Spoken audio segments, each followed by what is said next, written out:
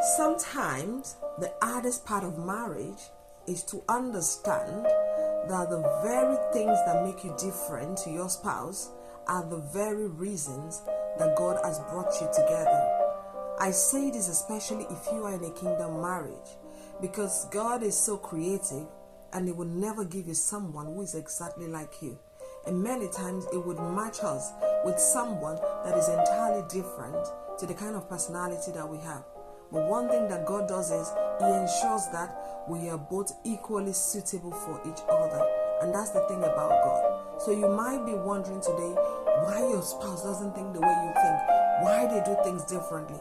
It is so that there can be diversity in our marriage, so that there can be spice in our marriage. We all can't think the same way. And if I come from a personal point of view, sometimes the way that I think is polar opposite to my husband, but is equally as wise as I want him to be. Sometimes I see purple, he might say it's gray. And then we come to the table and then we dialogue. And so this is God's plan, that people be together, they live in harmony, even despite their difference.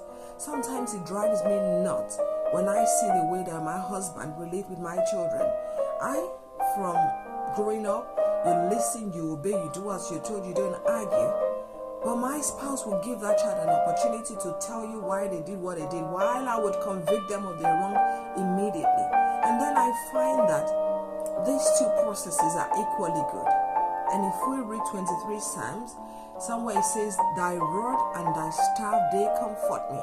Sometimes in my relationship, I am the rod to that child. My husband is the staff. Is that person they can punch, they can roll on him, they can have big laughter. I am that person. Have you eaten? Have you done your homework?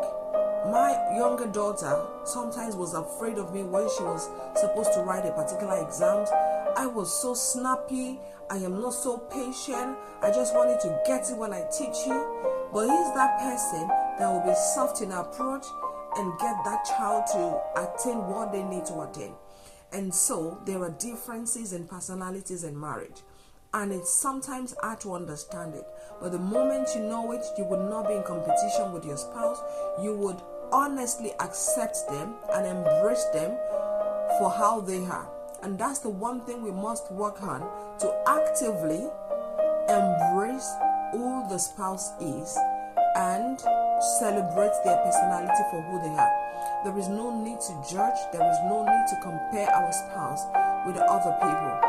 God has actually given you the best that is meant for you. And so learning to understand that we are different could be hard, but the moment you get it, I tell you, things will be different, and you can live together in peace and harmony, respecting each other's personality and who you are, and learning to have a godly home.